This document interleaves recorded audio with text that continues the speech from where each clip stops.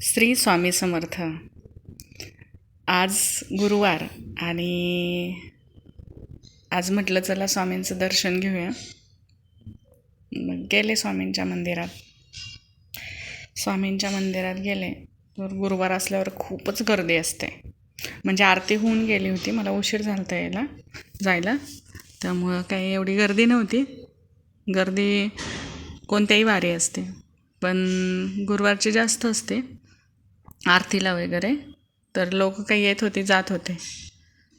तर म्हटलं चला आता स्वामींचं मस्तपैकी दर्शन घेऊया. आणि मग सकाळी सकाळीच गेली होती. मग गेल्यानंतर तिथं दत्तांचं दर्शन घेतलं, थोडासा व्हिडिओ काढला, दर्शन घेतलं आणि स्वामींच्या मंदिरात गेले. म्हणजे गुरुदत्तांचं समोर आहे आणि स्वामींचं त्याच्यासमोर, म्हणजे समोरासमोर आहेत ते. तर मग दर्शन घेताना प्रदक्षिणा घातल्या, दर्शन घेतलं, प्रदक्षिणा घातल्या.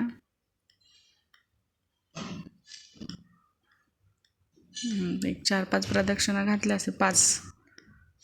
आणि मग तिथून पुढं स्वामींच्या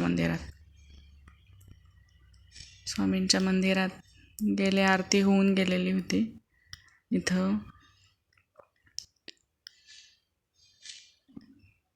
तुळशी मातेचं दर्शन घेतलं, वडाचं दर्शन घेतलं आणि तिथं रांगोळी काढलेली होती कोणीतरी.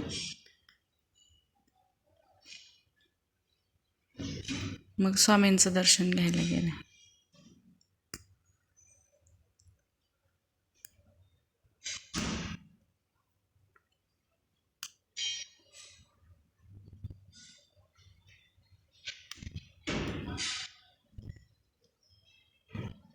काही लोक येतात, दर्शन घेतात आणि तिथंच माळजप करतात.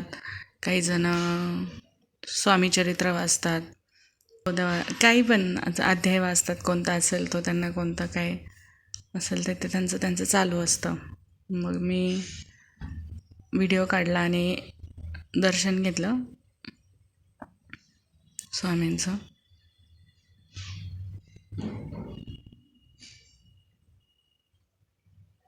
माझ्या मोबाईलच्या कॅमेऱ्याची क्वालिटी एवढी काही खास नाही आहे, त्यामुळे एवढे सुंदर व्हिडिओ येत नाहीत. जसे येते तसे ओके.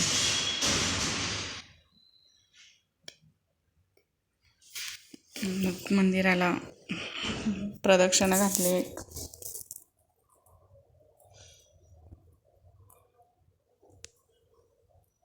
मंदिराला प्रदक्षिणा घालून आल्यावर थोड्या वेळ बसले आणि थोड्या वेळ बसून मग महादेवाच्या मंदिरात गेले. महादेवाचं समोरच आहे, तिथेच गेले.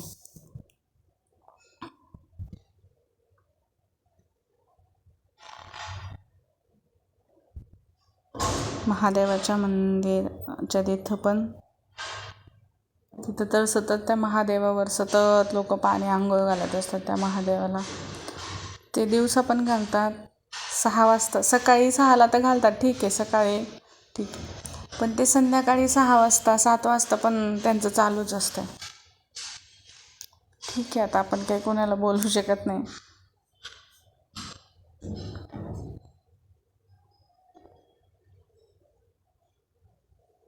तर महादेवाचं छोटंसं मंदिर आहे बाहेर, तिथं पण दर्शन घेतलं.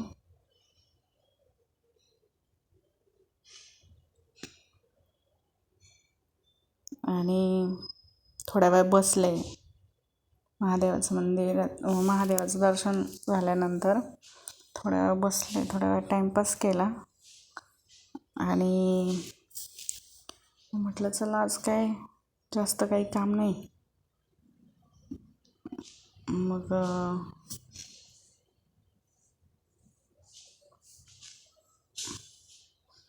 एका साईडला बसले आणि